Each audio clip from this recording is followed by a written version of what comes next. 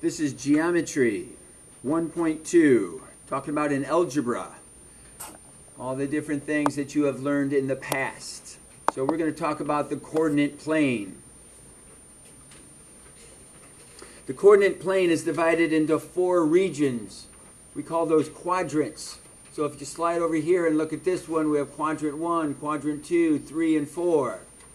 We have a y-axis that goes up and down. We have an x-axis that goes right and left.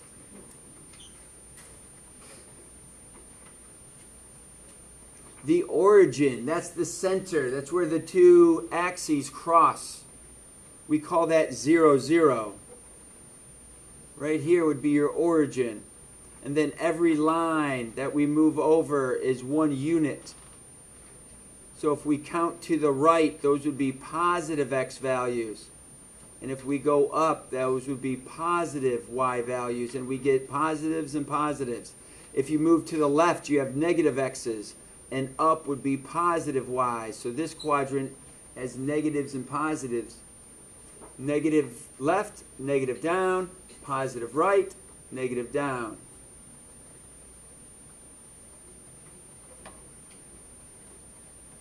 The ordered pair are a set of numbers that represent a unique point on the coordinate plane. So 2, 3. Just for a reminder for you, you would go 2 to the right, and then positive 3 would go 3 up. And you would put your dot right there. Probably label it with a capital letter. All right. We could label that, if this said to call it P, call it point P, then we would put a P right next to that point. Just like that.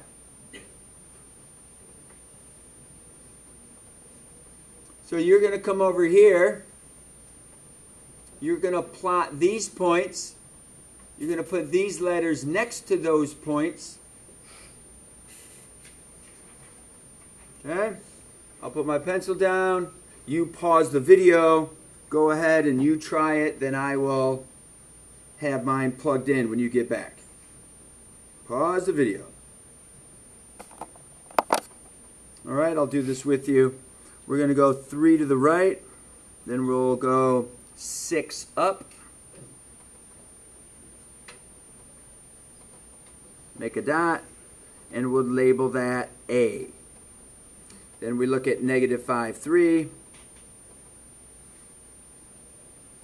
And 3 up. Label that B. 8 to the right. And 3 up. Oh, actually 5 down, sorry.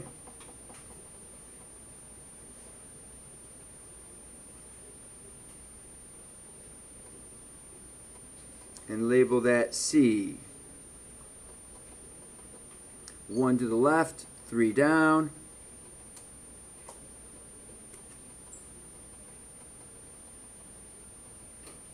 That's D. 0 and 7 up.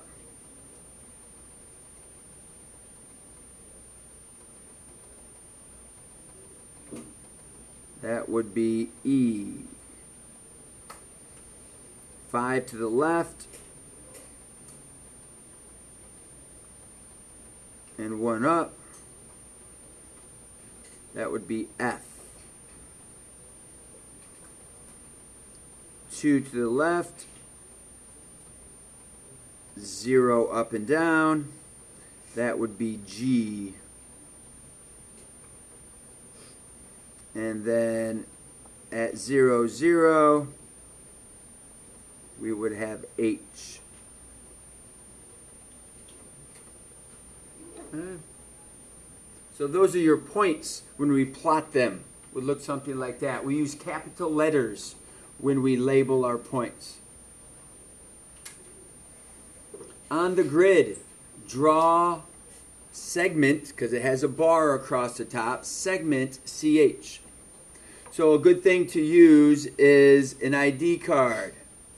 So you can take your ID card and draw in CH. CH. That would be segment CH. On the grid, draw BF, segment BF.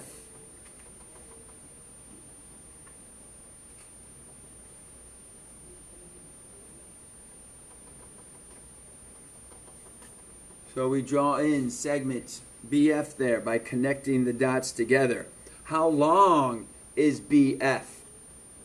So you would look here and look at the units. You look at the squares. There's two steps. One line to get up and another line. Some people make the mistake and they count like zero. They count one when they put their pencil down in the very beginning, but that's zero. It'll be like zero distance. You've gone one step, you've gone two steps. So that is 2 units or 2 squares. Next we're going to talk about different types of numbers. Some vocab words. We have factors. Factors are numbers that multiply together to get another number. Numbers that go into a larger number.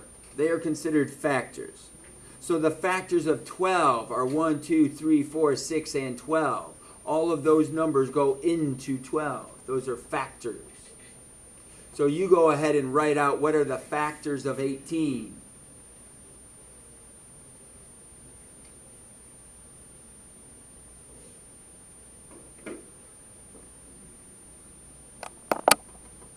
So the factors of 18 would be 1, 2 goes into 18, 3 goes into 18, 6 goes into 18, 9 and 18 goes into 18. So those would be considered the factors of 18. Product. Product is a larger number that is formed when you multiply two of them together. I guess it doesn't always have to be larger. It could be a half times 8 and the number's 4, but it's still multiplying them together. So 2 times 7 makes 14. So the product is 14. So what is the product of 3 times 8? Well, there's a couple different ways to think about it. Hopefully you would start to memorize your factors, all your multiples of 3. Another way to think about it is 3 plus 3 plus 3 plus 3 plus 3 plus 3 plus 3. 1, 2, 3, 4, 5, 6, 7 plus 3. And when you add those up, 6, 12, 18, 24, that's going to add up to 24. That means 3 times 8. If you have 8, or you have the number 3 8 different times, we're adding them together 8 times, you get 24. Or if you take the number 8 and you add it together 3 times, you get 24. That's what timesing actually means. It's just adding. Okay, all numbers have factors that are 1 and itself. 1 goes into every number and itself goes into itself. A number whose only factors are 1 and itself are considered prime numbers. Prime numbers have exactly 2 factors.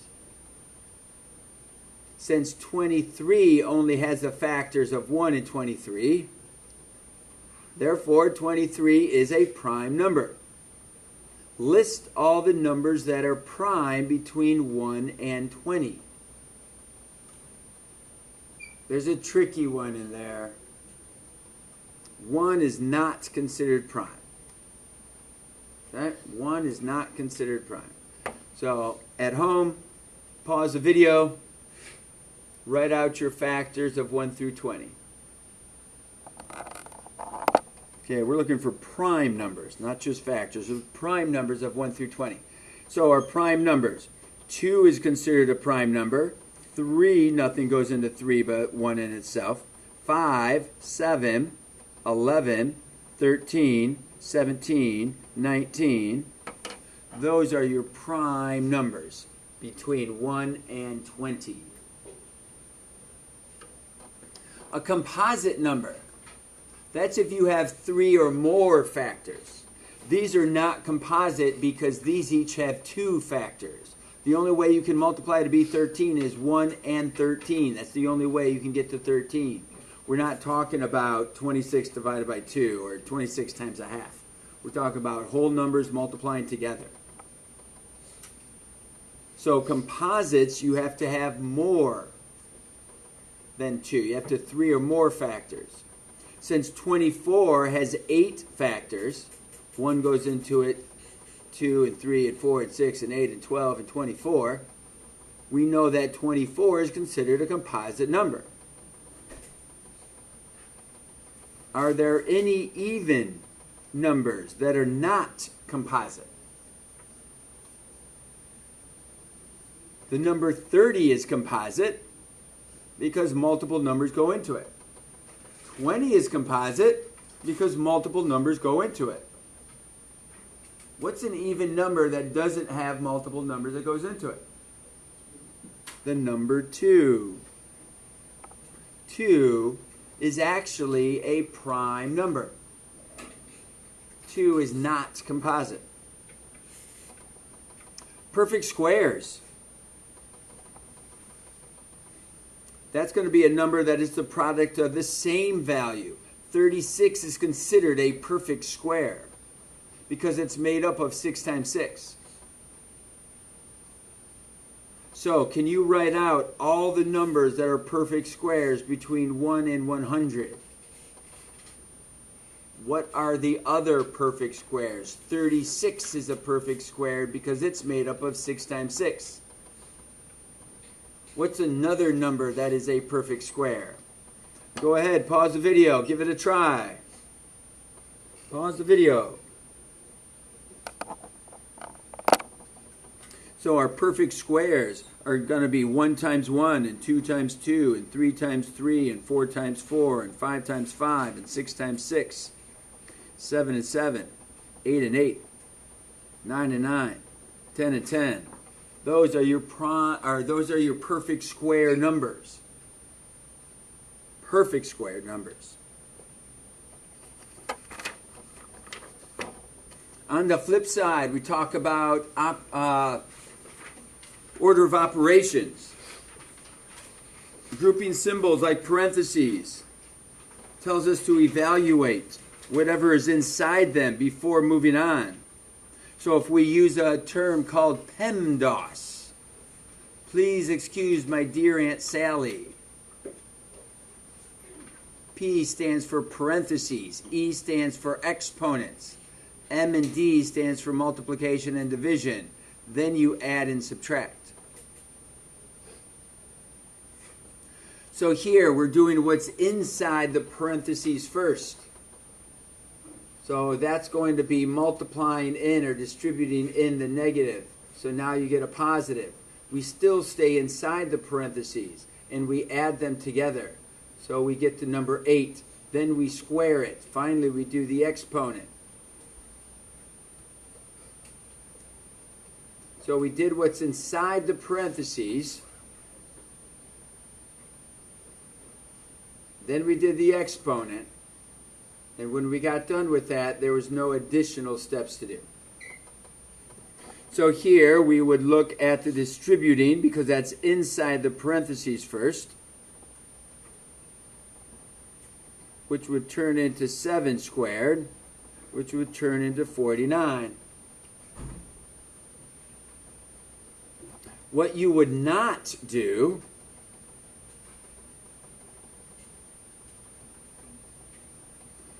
that does not equal 2 squared plus 5 squared. That's a common mistake people make. They think that they can distribute the square before you group them together. You can't square before you do what's inside the parentheses. So we have to do what's inside first to get 7. Then we can square it. You can't square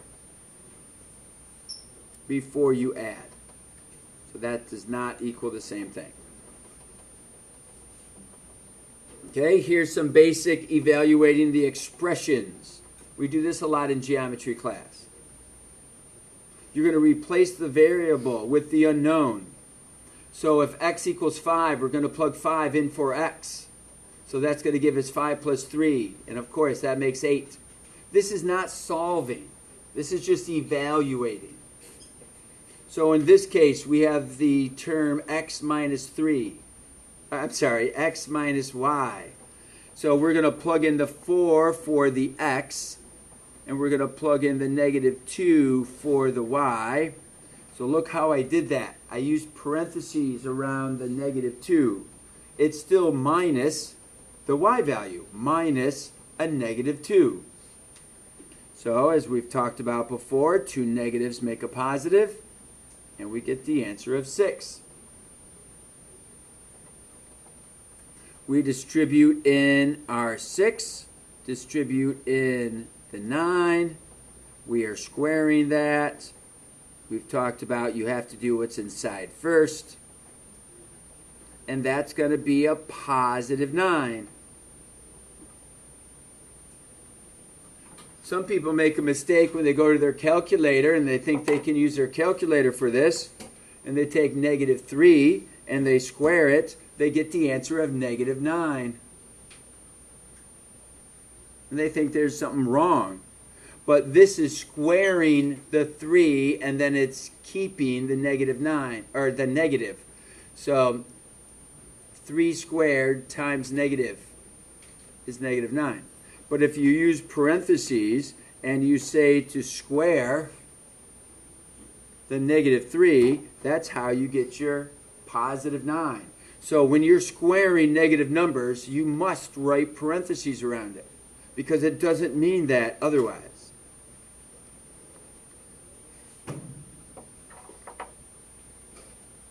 And then the last part here is solving. Now I know a lot of you just like to visualize what these answers are, do it in your head. I would like you to work on the skills to calculate this out yourself. What I would like you to do is you see the 7, and we're going to write a minus 7 underneath it because we're moving that 7 across. I would like you to use this notation. Minus the 7 from 24 gives us 17. Down here, we're going to add the 4. The 4 and the 4 get crossed off, which makes 15 with 11 plus 4. Now, this is multiplying. The 3 and the x is multiplying. Some people make a mistake and subtract there. But this is multiplying. The opposite of multiplying is division. We want to show that step. So if we would plug 5 into here, you could have guessed and checked that in the very beginning. But you'll see that that comes out to be 11. I would prefer if you would show your steps for where you get 5 and not just have 5 written on your paper. All right, good job, everybody.